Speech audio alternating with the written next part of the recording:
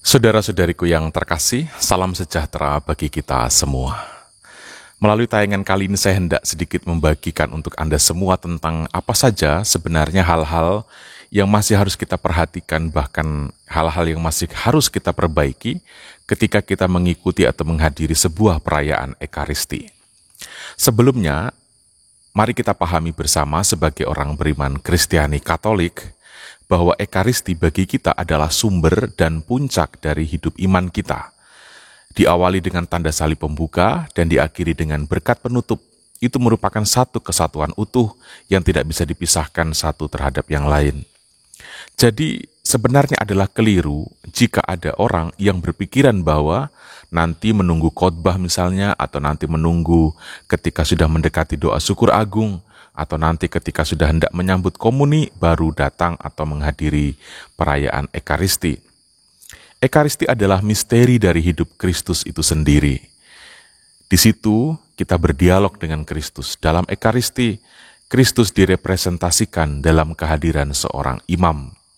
Di dalamnya kita mendengar bagaimana pengalaman umat beriman sejak perjanjian lama sampai dengan perjanjian baru yang diwariskan kepada kita sampai hari ini.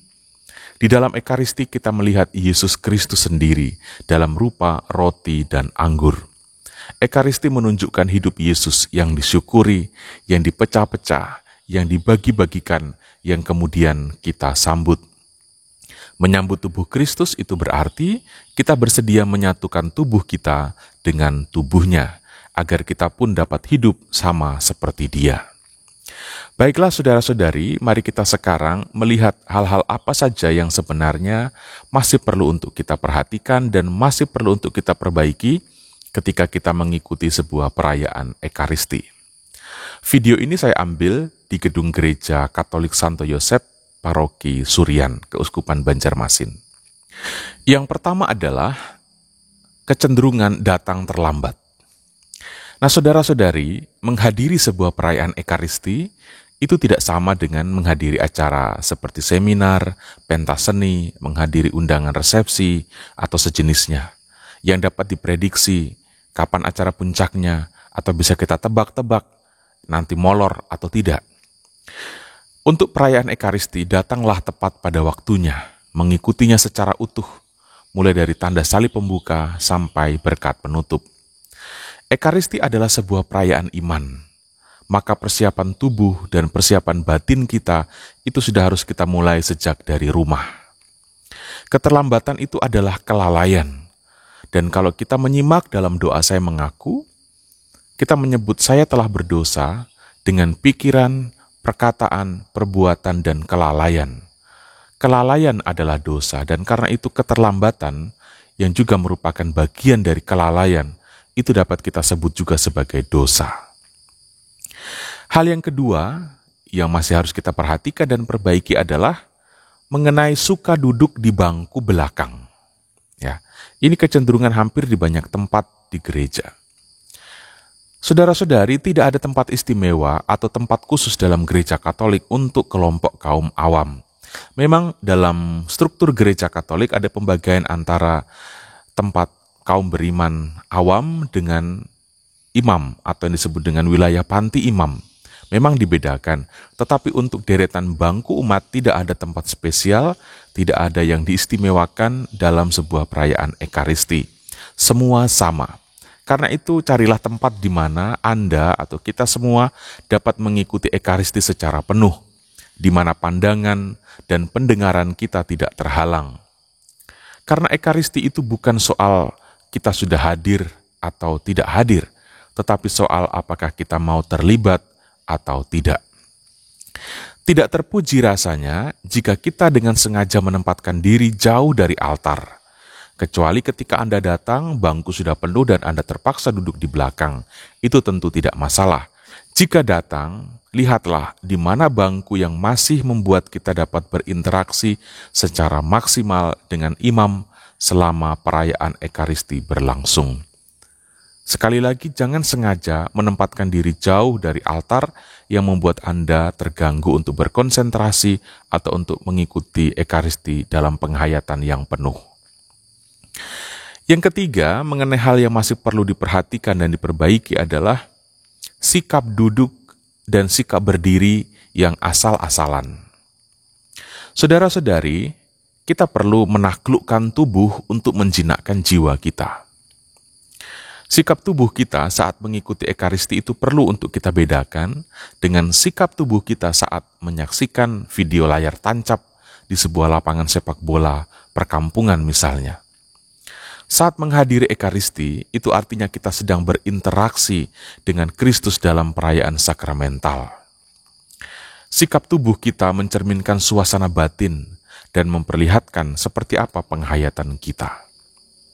Selain itu, dengan menjaga sikap sopan santun tubuh kita saat mengikuti Ekaristi, kita turut mendukung terciptanya suasana sakral yang sedang dihayati oleh rekan seiman kita yang lain, apalagi yang sebangku atau sederet dengan kita, yang kemungkinan bisa terganggu dengan sikap kita yang asal-asalan. Karena itu saya mengajak, mari kita menyadari tata gerak tubuh kita masing-masing saat mengikuti Ekaristi. Berdirilah yang santun dan duduklah yang santun. Saya akan menampilkan beberapa contoh sikap berdiri dan sikap duduk yang tidak benar atau yang masih perlu untuk diperbaiki.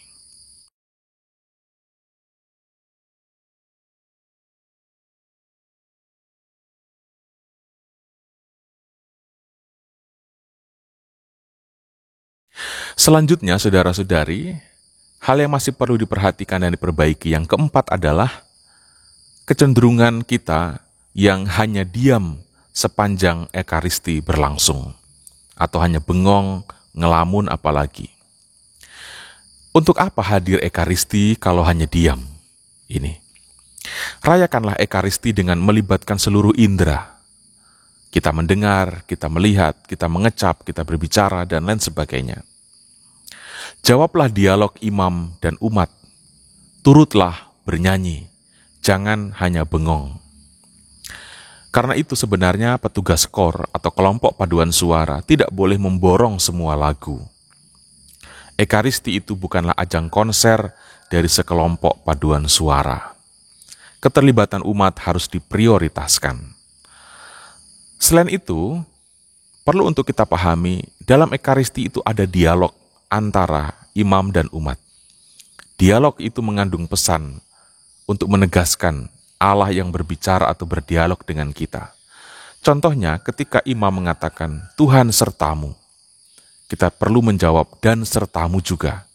Tidak hanya diam, bengong, atau melamun.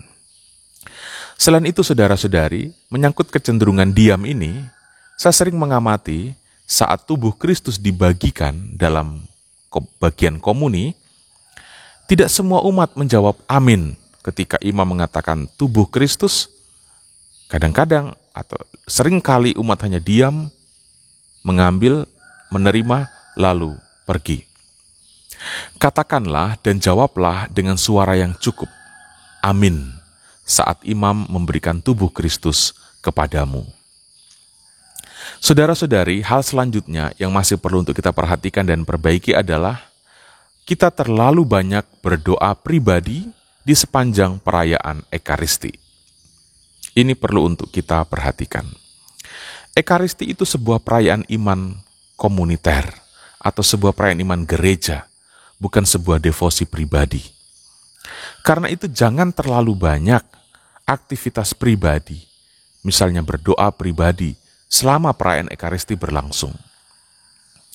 Larutkanlah diri di dalam perayaan itu sepenuh jiwa dan raga, mulai dari menyanyi, menjawab dialog, mendengar dengan seksama, melihat dengan seksama. Seluruh aktivitas kita yang kita lakukan seturut ritus di dalam Ekaristi itu sudah merupakan doa kita. Karena apa, saudara-saudari? Karena kita sedang hadir dalam aktivitas Kristus sendiri. Ini. Tidak ada aktivitas rohani yang selengkap dan sekomplit Ekaristi. Kalau kita ingin berdoa pribadi, lakukanlah sebelum atau sesudah Ekaristi. Ada banyak kesempatan kita bisa berdevosi, kita bisa berdoa pribadi. Tetapi jangan lakukan itu di saat sedang mengikuti Ekaristi. Dalam video yang lain saya pernah mengatakan, kita tidak mungkin makan nasi goreng sambil mengunyah vitamin C. Ya, itu tidak mungkin. Ekaristi itu makanan pokok kita. Sedangkan doa pribadi, devosi-devosi itu ibaratnya suplemen, ibaratnya vitamin tambahan. Karena itu, jangan mengkonsumsi vitamin di saat kita sedang mengunyah nasi. Selanjutnya, hal yang masih perlu kita perhatikan dan perbaiki adalah ini, cuek dan melamun saat doa syukur agung, atau hanya tertunduk ketika doa syukur agung.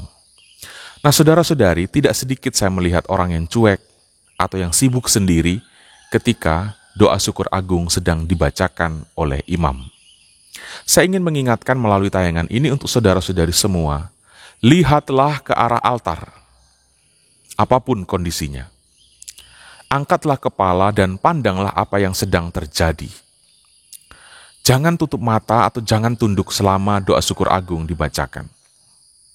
Saya sering melihat ketika saya membaca doa syukur agung, mendoakan doa syukur agung di altar, di panti imam, umat malah sibuk tunduk berdoa pribadi atau aktivitas pribadi sendiri di tempat masing-masing. Itu tidak benar, ya. Sama sekali tidak benar. Dengarkan dan lihatlah dengan seksama aktivitas imam di altar selama doa syukur agung dibacakan. Mulai dari awal sampai selesainya. Apalagi saat imam mengangkat tubuh Kristus dan darah Kristus. Di saat konsekrasi juga. Saya sering melihat ketika tubuh Kristus diangkat, umat malah tunduk.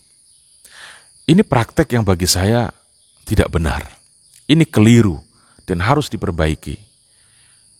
Itu momen yang sangat spesial sebenarnya. Ketika tubuh kita berkontak dengan tubuh Kristus. Itulah momen di mana kita melihat Yesus Kristus dalam rupa roti. Lah, ketika roti ditunjukkan atau diangkat, kenapa umat malah tunduk? Rugi sekali sebenarnya. Angkat kepala dan lihatlah. Tubuh dan darah Kristus diangkat ditunjukkan untuk dilihat.